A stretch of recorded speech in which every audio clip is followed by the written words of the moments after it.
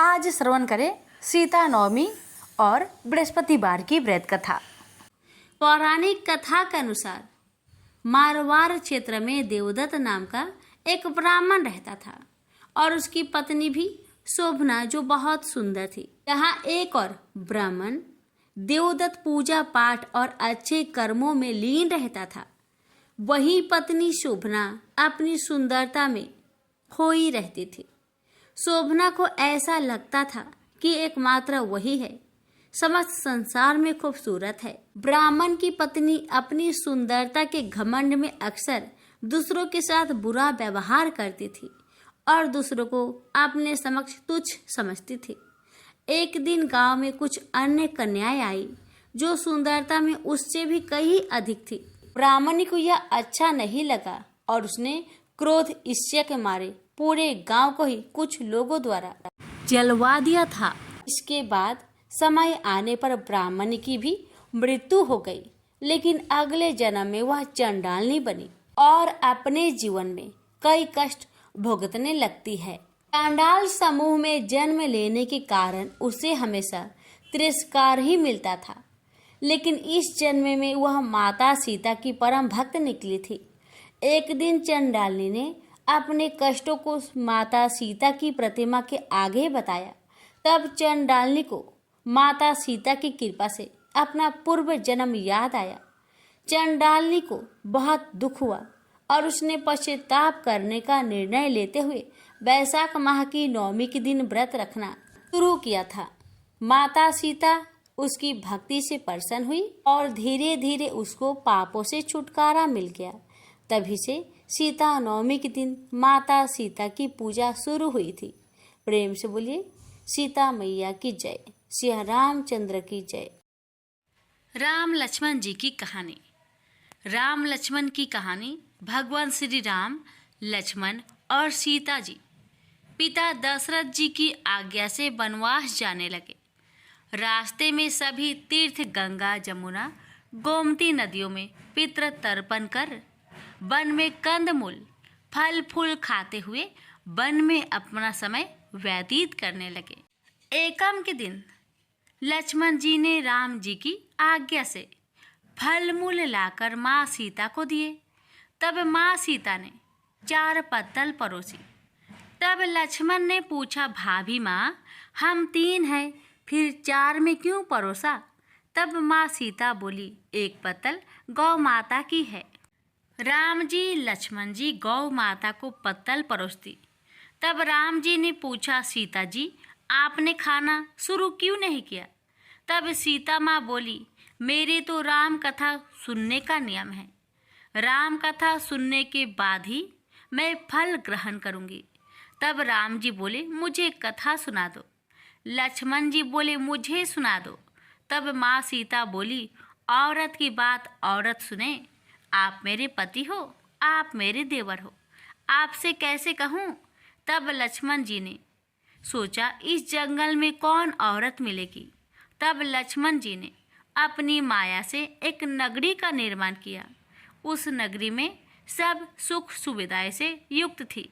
उस नगरी में सब चीजें सोने की थी, इसलिए नगरी का नाम सोन नगरी रखा। सभी नगर निवासियों को घमंड हो गया। उस नगरी में कोई गरीब नहीं था। जब सीता जी कुएं पर पानी लेने गई और पानी हारिनों से राम राम किया तो कोई नहीं बोली। थोड़ी देर में एक छोटी कन्या आई। सीता जी उससे राम राम बोली और कहा कि बाई राम कथा सुनेगी? तब वह बोली, मेरे तो घर पर काम है। सीता जी ने कहा, मेरे पति राम और देवर लक्ष्मण भूखे हैं। तब लड़की बोली, मेरी माँ मेरा इंतजार कर रही है। वह लड़की वहाँ से जाने लगी। तब माँ सीता के क्रोध से सारी नगरी साधारण सी हो गई। जब लड़की घर गई तो माँ बोली, बाई ये क्या हुआ? तब लड़की बोली, मेरे को तो नहीं पता है। वहाँ पर एक साध्वी बैठी थी, मुझे राम कथा सुनने के लिए बोली, पर मैं तो कथा नहीं सुनी। यदि उसने कुछ किया हो तो पता नहीं। तब उसकी माँ ने उसको वापस जाकर कथा सुनने को कहा, लड़की ने वापस जाकर कथा सुनने से मना कर दिया।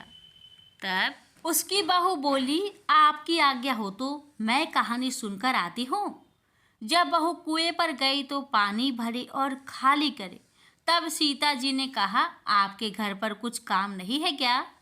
तब वह बोली, माता जी मैं तो सारा काम करके आई हूँ।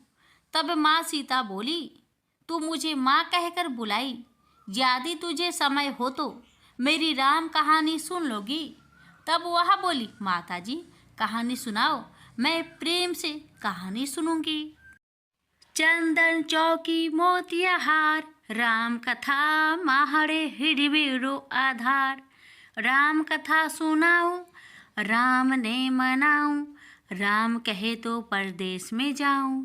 सीता जी ने कहा, हे भाई तूने मेरी मृत्यु लोक में मदद करी, भगवान तेरी स्वर्ग लोक में रक्षा करेंगे। सीता जी ने राम कथा सुनाई। बाई ने कथा सुनी। आओ राम बैठो राम, जल भर झाड़ी लाई राम। केलारी दातून लाई राम, ठंडा जल भर लाई राम। संपाडो पदरावो राम, जकलैया टोपी ललाई राम। करा किलंगी लाई राम, स्वर्ण सिंहासन लाई राम। तापर आप बिराजो राम, झालड़ टिकारा लाई राम। शंख ध्वनि गरनाऊ राम, हिडिबे हीरा शोभे राम। निरखता मन मोहे राम, चरण शरण में आई राम। शरण आपरी ले लयो राम, माखन मिश्री लाई राम। माखन मिश्री आरोगो राम, दूध भर कटोरी लाई राम। मेवा चिरंजी परोसू राम, खाती मीठी चाखा राम। चरखो फरखो आरोगो राम, रूच रूच भोग लगाऊं राम। जो भावे सो ले लो राम, जल भर झाड़ी लाई राम। अभी आचमन कर लो राम, रे श्याम गमछा लायो राम। हाथ मुँह पोछ लियो राम, पुष्पासु सेज बिछाऊ राम। अंतरिया छिड़काऊ राम, हिगलू डोलिया डलाऊ राम। सीता जी चरण दबावे राम, सुख भर सेज ओढ़ो राम। हजार पंखा ढोलू राम, थामे राम महा में राम। रोम रोम में राम ही राम, घट घट माया विराजो राम। मुख में तुलसी बोलो राम, खाली मिजाज काई काम। जब बोलो जब राम ही राम, बोलो पंछी राम राम। पूर्ण होवे मंगल काम। राम कथा पूर्ण हुई तो सीता जी ने कहा, हे भाई तूने मेरी राम कथा सुनी, मेरी सहायता की।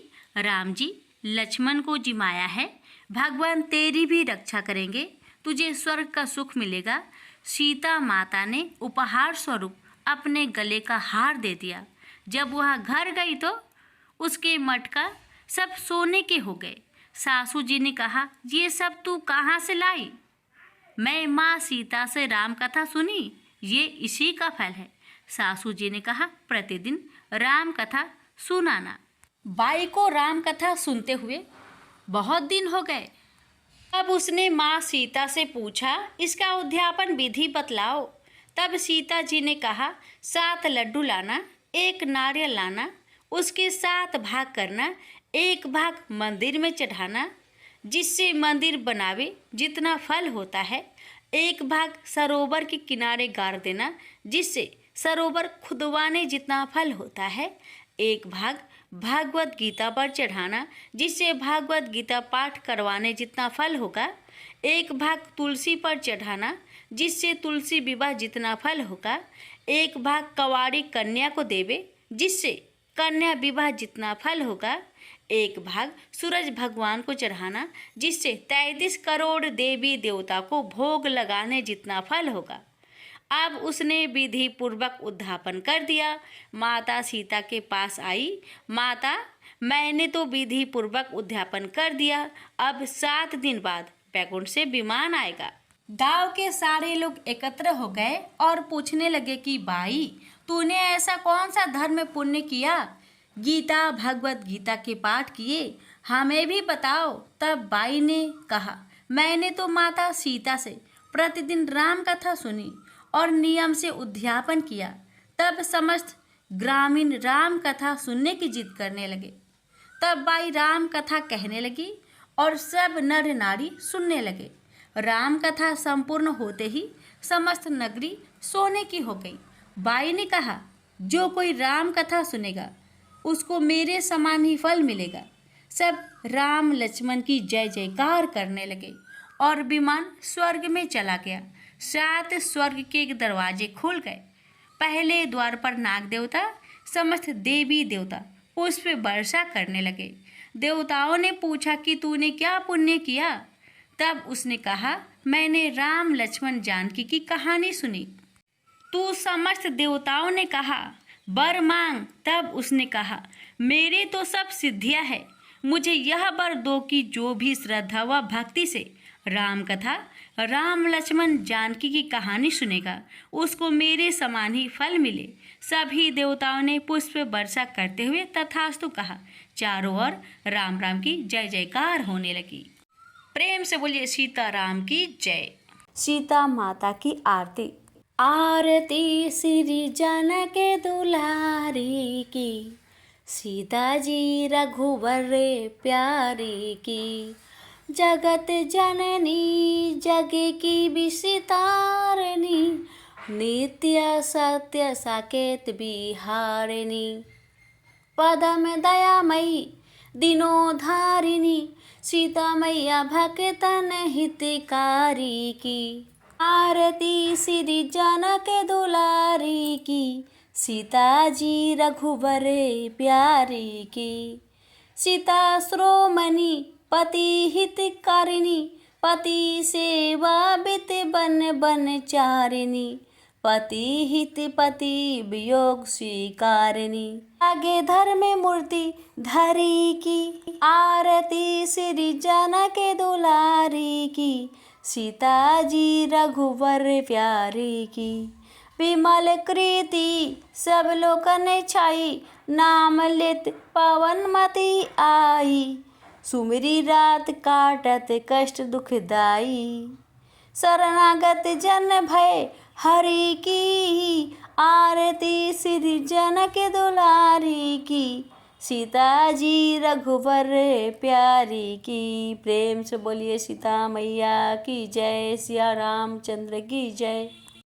बृहस्पतिवार व्रत कथा। प्राचीन काल में एक ब्राह्मण रहता था। वह बहुत निर्धन था। उसके कोई संतान नहीं थी। उसकी स्त्री बहुत मलिनता के साथ रहती थी। वह स्नान न करती। इससे ब्राह्मण देवता बड़े दुखी थे। बेचारे बहुत कुछ कहते थे, किंतु उसका कुछ परिणाम न निकला। भगवान की कृपा से ब्राह्मण की स्त्री के कन्या रूपी रत्न पैदा हुआ। कन्या बड़ी होने पर प्रता स्नान करके विष्णु भगवान का जाप हुआ। बृहस्पतिवार का व्रत करने लगी। अपने पूजन पाठ को समाप्त करके विद्यालय जाती तो अपनी मुट्ठी में जौ भर के ले जाती और पाठशाला के मार्ग में डालती जाती। जब ये जौ स्वर्ण के हो जाते, लौटते समय उनको बीनकर अपने घर ले आती थी। एक दिन वह बालिका सूप में उस सोने की जौ को फटक कर साफ कर रही थी कि उसके माता ने देख लिया और कहा, हे बेटी, सोने की जौ के लिए सोने का सूप होना चाहिए। दूसरे दिन बृहस्पतिवार था।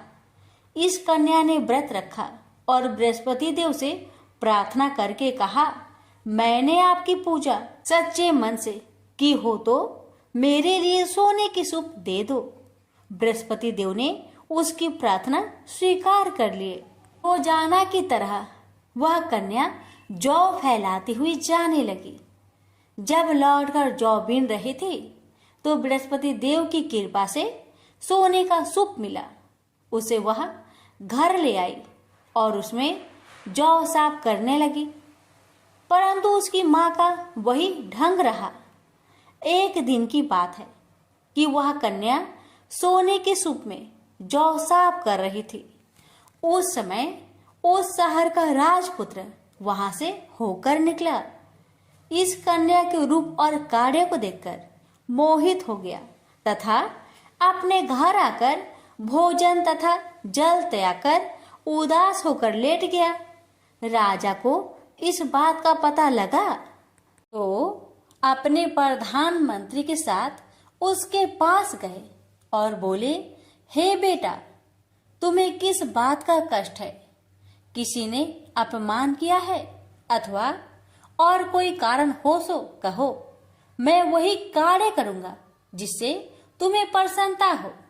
अपने पिता की राजकुमार ने बातें सुनी तो वह बोला, मुझे आपकी कृपा से किसी बात का दुख नहीं है। किसी ने मेरा अपमान नहीं किया है, परंतु मैं उस लड़की से विवाह करना चाहता हूँ जो सोने की सूप में जौ साहब कर रही थी। यह सुनकर राजा आश्चर्य में पड़ गया और बोला, हे बेटा, इस तरह की कन्या का पता तुम्हें लगाओ, मैं उसके साथ तेरा विवाह अवश्य ही करवा दूंगा। राजकुमार ने उस लड़की के घर का पता बतलाया। तब मंत्री उस लड़की के घर गए और ब्राह्मण देवता को सभी हाल बतलाया। ब्राह्मण देवता राजकुमार के साथ अपनी कन्या का विवाह करने के लिए तैयार हो गए तथा विधि विधान के अनुसार ब्राह्मण की कन्या का विवाह राजकुमार के साथ हो गया। कन्या के घर से जाते ही पहले की भांति उस ब्राह्मण देवता के घर में गरीबी का निवास हो गया। अब भोजन के लिए भी अन्न बड़ी मुश्किल से मिलता था। एक दिन दुखी होकर ब्राह्मण देवता अपनी पुत्री के पास गए। बेटी ने पिता की दुखी अवस्था को देखा और अपनी माँ का हाल पूछा। तब ब्राह्मण ने सभी हाल कहा। कन्या ने बहुत सा धन देकर अपने पिता को विदा कर दिया। इस तरह ब्राह्मण का कुछ समय सुखपूर्वक व्यतीत हुआ। कुछ दिन बाद फिर वही हाल हो गया। ब्राह्मण फिर अपनी कन्या के यहाँ गया और सारा हाल कहा तो लड़की बोली, हे पिताजी, आप माताजी को यहाँ लेवा लाओ, मैं उसे विधि बता दूंगी जिससे गरीबी दूर हो जाए। वह ब्राह्मण देवता अपनी स्त्री को साथ लेकर पहुंचे तो अपनी माँ को समझाने लगी, हे माँ, तुम प्रातःकाल प्रथम स्नान आदि करके विष्णु भगवान का पूजन करो तो सब दरिद्रता दूर हो जाएगी। परंतु उसकी माँ ने एक भी बात नहीं मानी और प्रातःकाल उठकर अपनी पुत्री की बच्चों की जूठन को खा लिया। इससे उसकी पुत्री को बहुत गुस्सा आया और एक रात को कोठरी से सभी सामान निकाल दिया और अपनी माँ को उसमें बंद कर दिया। प्रातःकाल उसे निकाला तथा स्नान आदि करा के पाठ करवाया तो उसकी माँ की बुद्धि ठीक हो गई और फिर प्रत्येक बृहस्पतिवार को व्रत रखने लगी। इस व्रत के प्रभाव से उसके माँ बाप बहुत ही धनवान और पुत्रवान हो गए और बृहस्पति जी के प्रभाव से इस लोक के सुख भोग कर स्वर्ग को प्राप्त हुए। भी मिलकर बोलिए, विष्णु भगवान की जय। प्राचीन समय की बात है। एक नगर में एक बड़ा व्यापारी रहता था। वह जहाजों में माल लदवाकर दूसरे देशों में भेजा करता था। वह जिस प्रकार अधिक धन कमाता था उसी प्रकार जी खोलकर दान भी करता था, परंतु उसकी पत्नी अत्यंत कंजूस थी। वह किसी को एक दमड़ी भी दान नहीं देती थी। एक बार सेठ जब दूसरे देश व्यापार करने गया तो पीछे से बृहस्पति भगवान साधु का वेश धारण करके व्यापारी की पत्नी के समक्ष उपस्थित हुए और भिक्षा मांगने लगे। तब व्यापारी की पत्नी ने साधु महाराज से कहा, हे साधु महाराज, मैं इस दान और पुण्य से तंग आ गई हूँ। आप कोई ऐसा उपाय बताए जिससे मेरा सारा धन नष्ट हो जाए और मैं आराम से रह सकूं। मैं यह धन लूटता हुआ नहीं देख सकती। बृहस्पति भगवान ने कहा, हे देवी, तुम बड़ी विचित्र हो। संतान और धन से कोई दुखी होता है भला?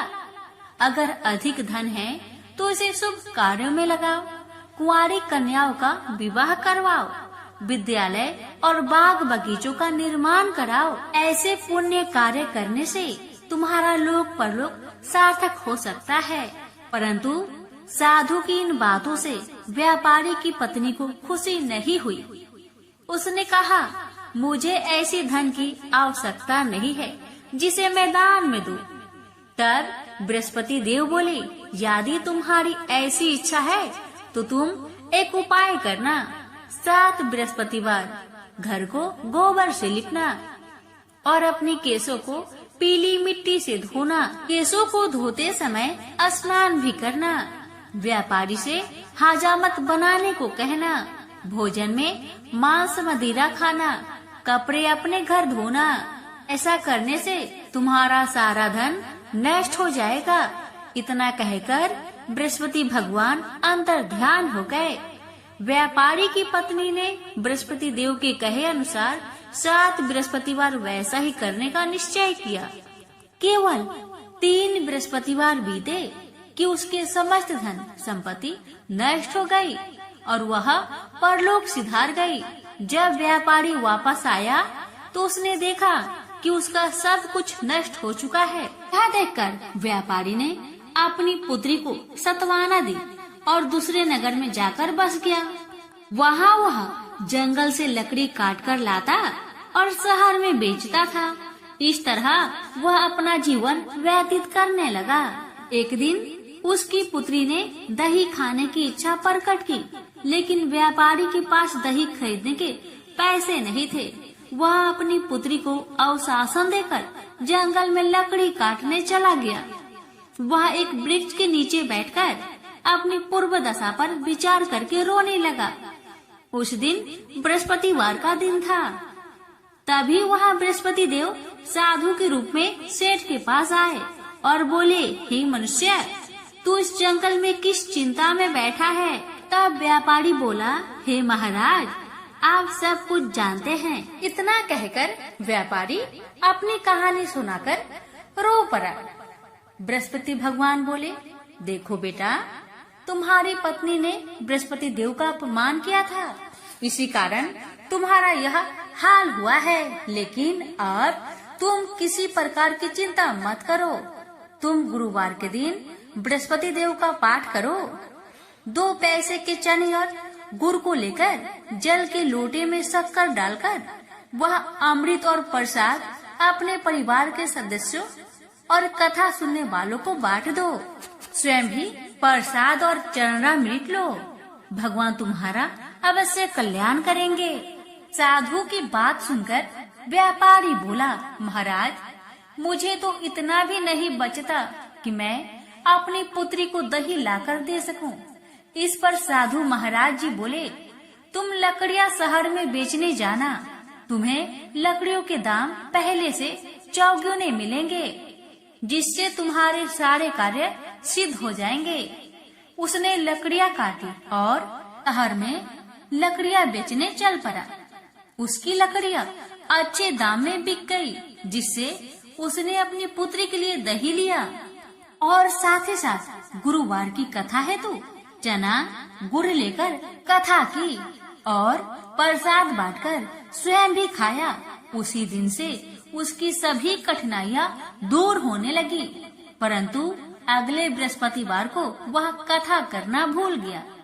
अगले दिन वहाँ के राजा ने एक बड़े यज्ञ का आयोजन कर पूरे नगर के लोगों के लिए भोजन का आयोजन किया। राजा की आज्ञा अनुसार पूरा नगर राजा के महल में भोज करने गया, लेकिन व्यापारी व उसकी पुत्री तनिक विलंब से पहुँचे। अतः उन दोनों को राजा ने महल में ले जाकर भोजन कराया। जब वे दोनों लौटकर आए, तब रानी ने देखा कि उनका खूंटी पर टंगा हार गायब है। रानी को व्यापारी और उसकी पुत्री पर संदेह हुआ कि उसका हार उन दोनों ने ही चुराया है। रानी ने सारा कहानी राजा को सुनाया। फिर राजा की आज्ञा से उन दोनों को कारावास की कोठरी में कैद कर दिया गया। कैद में पड़कर दोनों अत्यंत दुखी हुए। वहाँ उन्होंने बृहस्पति देवता को याद किया। बृहस्पति देव ने प्रकट होकर व्यापारी को उसकी भूल का आभास कराया और उन्हें सलाह दी कि गुरुवार के दिन कैद खाने के दरवाजे पर तुम्हें 2 पैसे मिलेंगे। उनसे तुम चने और मुनक्का मंगवाकर विधि पूर्वक बृहस्पति देवता का पूजन करो, तुम्हारे सब दुख दूर हो जाएंगे। बृहस्पतिवार को कैद खाने के द्वार पर उन्हें 2 पैसे मिले। बाहर सड़क पर एक स्त्री जा रही थी। व्यापारी ने उसे बुलाकर गुड़ और चने लाने को कहा। इस पर वह स्त्री बोली, मैं अपनी बहू के लिए गहने ले जा रही हूँ, मेरे पास समय नहीं है। इतना कहकर वह आगे चली गई। थोड़ी देर बाद वहाँ से एक और स्त्री निकली।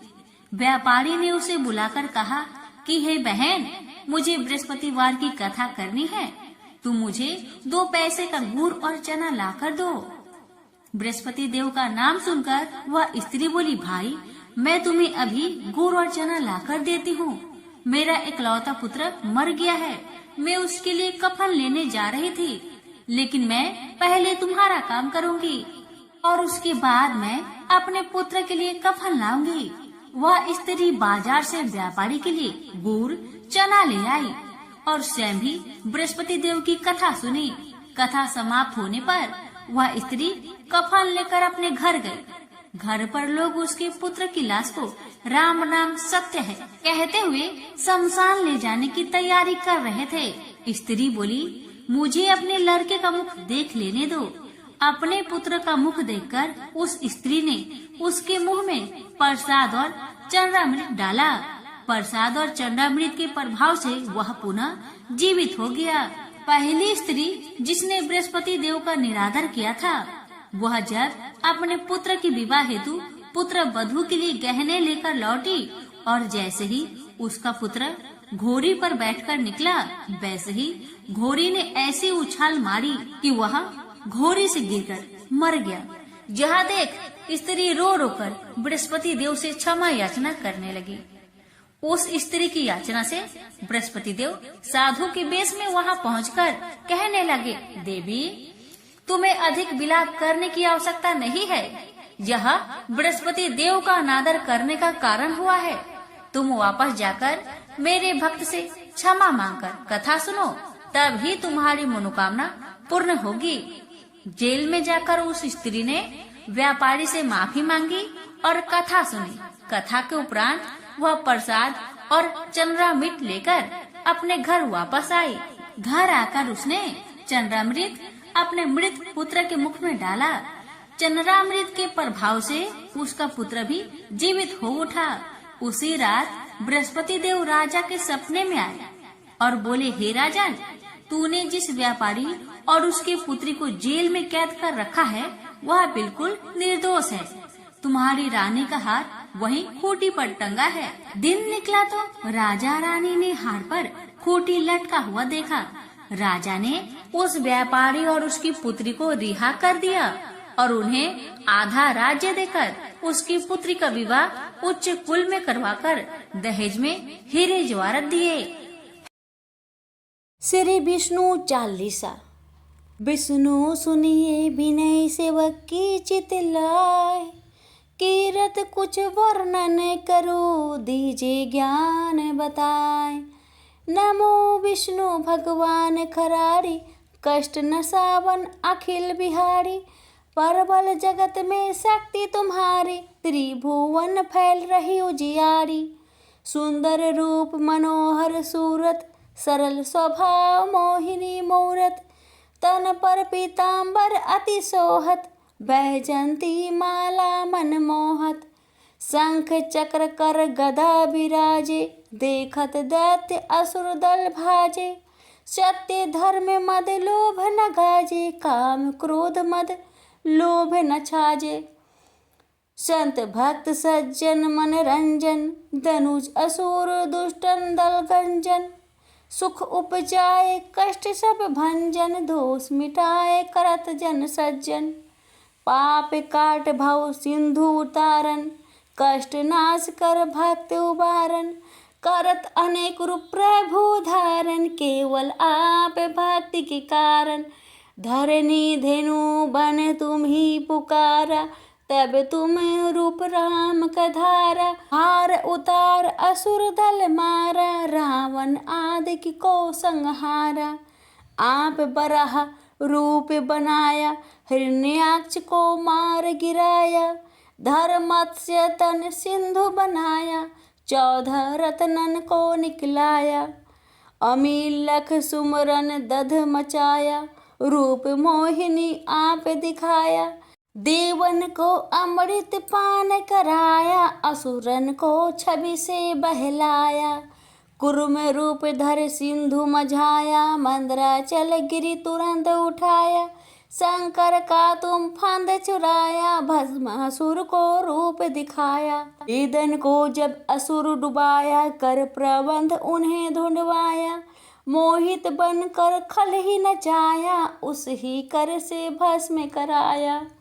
असुर जलंधर अति बलदाई, शंकर से उन किन्हीं लड़ाई।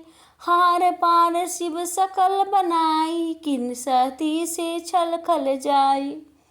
सुमिरन किन तुम्हें शिवरानी, बतलाई सब विपत कहानी।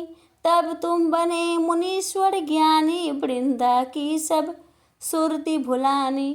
देखत 3 दनुज शैतानी, वृंदा आए तुम्ही लपटानी। हो स्पर्श धर्म क्षति मानी, हना असुर और शिव शैतानी। तुमने ध्रुव प्रहलाद उबारे, हिरण्याकुश आदि के खल मारे। गणिका और अजामिल तारे, बहुत भक्त भव सिंधु उतारे। हरहु सकल संताप हमारे, कृपा करो हरि सृजनहारे। देखहु में निज दर्श तुम्हारे, दिन बंधु भक्तन हितकारे। चाहत आपका सेवक दर्शन, करहु दया अपनी मधुसूदन। जानो नहीं योग जप पूजन, हो यज्ञ स्तुति अनुमोदन। शील दया संतोष सुलक्षण, विदित नहीं व्रत बोध विलक्षण। अरे हूँ आपका किस विधि पूजन, कुमति विलोक होत दुख भीषण। करहु प्रणाम कौन विधि सुमरन, कौन भांति में करहु समर्पण। सुर मुनि करत सदा सेविकाई, हर्षित रहत परम गति पाई। दीन दुखिन पर सदा सहाय, निज जन जान लेव अपनाई। पाप दोष संताप नसाओ, भव बंधन से मुक्त कराओ। सुख संपत्ति दे सुख उपजाओ, निज चरणन का दास बनाओ। निगम सदा ये विनय सुनावे, पढ़े सुने सो जन सुख पावे। प्रेम से बोलिए विष्णु भगवान की जय।